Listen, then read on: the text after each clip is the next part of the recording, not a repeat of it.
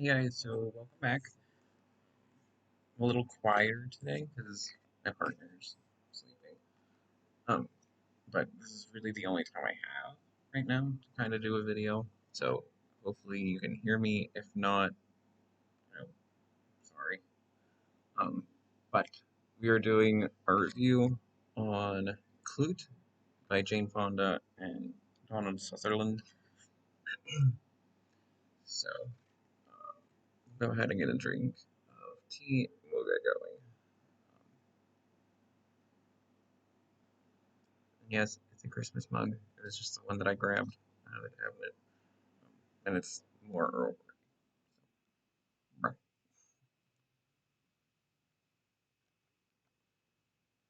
So mostly for these videos, I don't want it to take too long.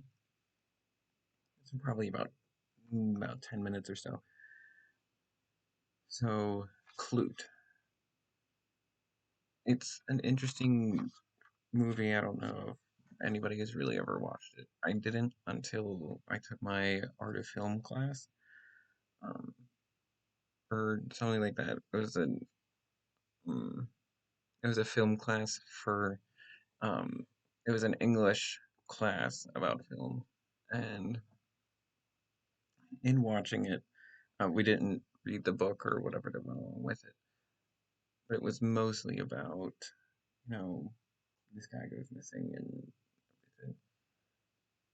And so then we see him, and his family sends out a private investigator, and the private investigator discovers that, this guy didn't have the best life. So, private investigator Klute um, is then forced to try and figure out what happened to this guy. Like, is he missing? All these things. And in his, um, basically his discovery, I'm trying to, I forget what, um, he finds Jane Fonda, um, who is playing Bree. I just watched the video. I don't know why I'm struggling to remember her name as much. Um, and so, and of course, there's weird things going on with Bree, all that. Um, there's a guy stalking her, doing weird things. So, um, like the question becomes, um, really, who's doing all this? Is it the missing guy? The guy's name is Tom.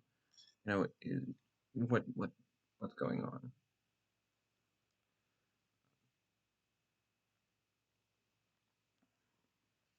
So that's basically the rundown. For me, the fascinating part about the movie is not only do we have Clute, and it's focused around Clute, but it's also focusing around Bree, who is, in a lack of better terms, this, wannabe actor. She's a woman of the night, you know, but as it then turns out that she is also, seeing a therapist and all these. And so we have snippets.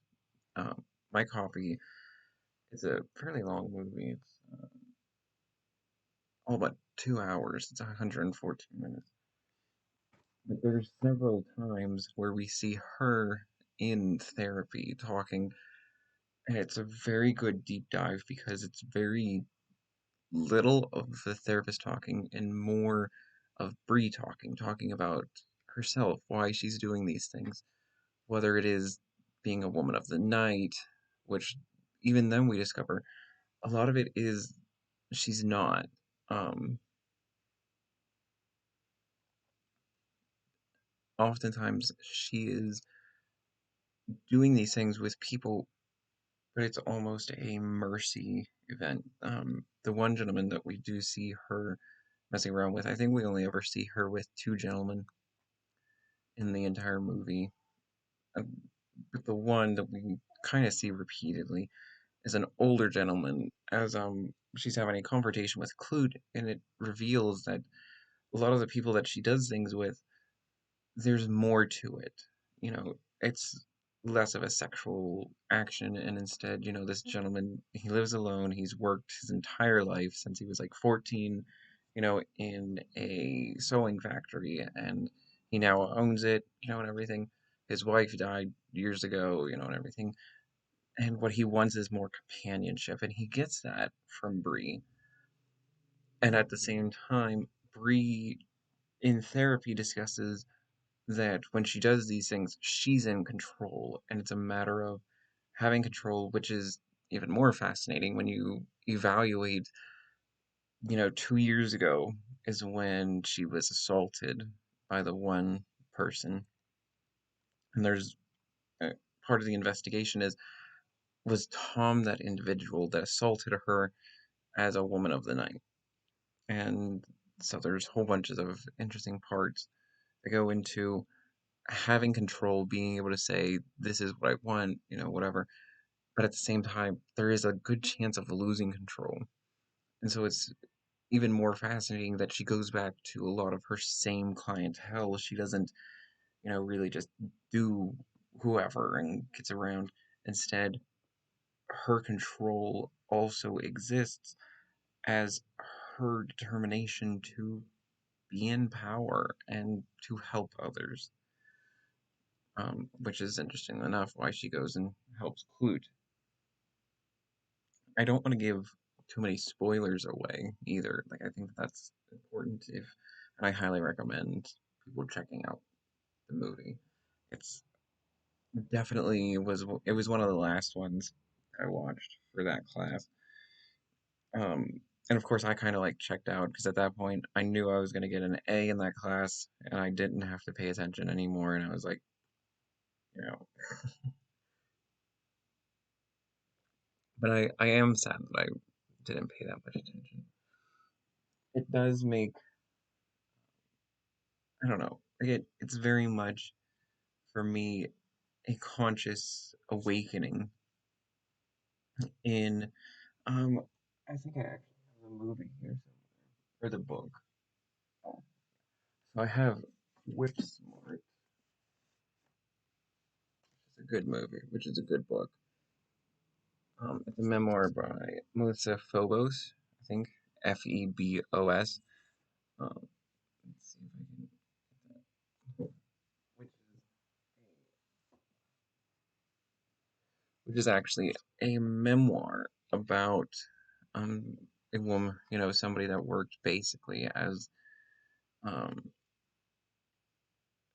they wouldn't do sexual acts, but it was basically a BDSM kind of thing.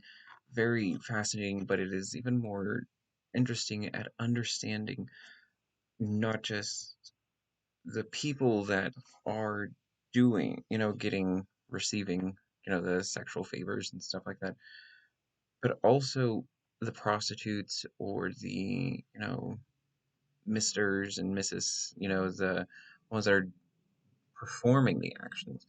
Why are they there? What are they doing for fulfillment? And in her discovery of herself, which I imagine from the way that she talks, she's been with this therapist for a while, so she very much understands a lot more than some of the other movies and books that usually get from the character at the beginning, and then we move on. This, she basically knows what she's doing off the bat. So it's very much, for me, it feels different. The other thing really that stuck out for me, and now we're getting more into the cons, things I didn't like. I did like the previous stuff, is that for me, it came out, it ended up that Clute and um, Bree ended up getting together and everything. And for me, that's almost a turn down, um, because, and of course, I think in American theater there always has to be romance and whatever. But for me, it was almost irritating because I was kind of hoping that instead we would see Bree separate, and that, it proves that, hey, I don't know. For me, it was the one thing that I was like, it felt like a screw that was trying to be twisted a little too tight. Um, Especially since at the beginning, like the first quarter, Bree was trying to, um, sexualize herself, trying to get Klute to do what she wanted, whatever. And he was like, nah, I'm good. And for me, that would have been very nice to see that then as she pivots into this thing of, she doesn't need to do that, and stuff in order. But that's kind of where things sort of stuck. And there is a meeting about that with her therapist, where she was kind of feeling self-conscious about it, that he likes her for more than the sexual acts, you know that she's able to do, which is why most people like her. Instead, he has seen her bad and everything. But for me, it was very much, I wish that that wasn't, the sexual acts, and he pushed her away. It was like, I'm here for the job. And for me, it felt too rushed, like that space. um And for me, what I would have liked is if more towards the end, maybe there was that thing after there was more of a personal awakening in her, but instead it felt like his attraction was what awoken her rather than his, uh, you know, abstain from her. You know, that, I hope that makes sense. But anyway, um, so how do I feel about Clute? Will I watch it again? Maybe. I would definitely give it a 6. That's very, I don't know. For me, it's just not a genre that I am into and everything. But it was still good. Um, I can respect the book or the movie and everything. So it'll end up over in the movie stack, which is over here. So with Clute out of the way, um, next I actually have a movie and a book. So, Grifters, which was by um, Jim Thompson, and then we have the movie, which the movie has, John Cusack, Anita Benning, and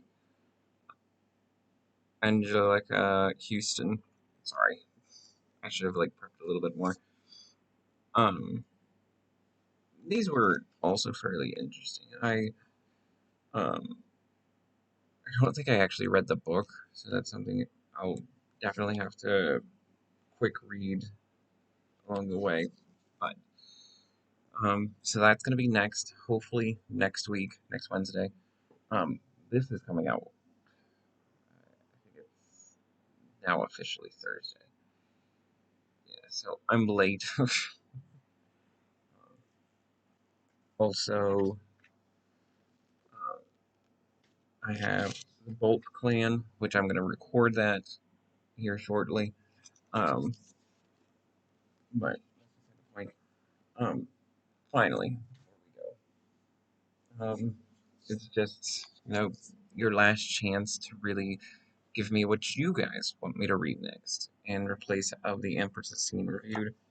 So, just to review, we have Grammar for a Full Life, um, How the Ways We Shape a Sentence Can Limit or Enlarge Us by Lawrence Weinstein, Perfect Villains, Imperfect Heroes, Robert F. Kennedy's War Against Organized Crime by Ronald Goldfard,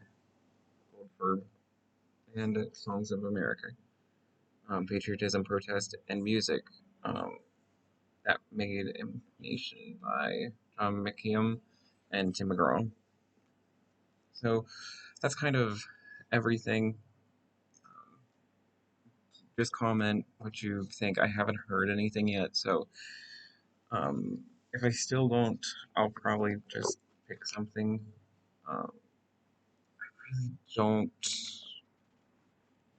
remember reading the book But the one that I choose, I kind of read, whenever I was sick, didn't finish it, but guess we'll have to wait and see.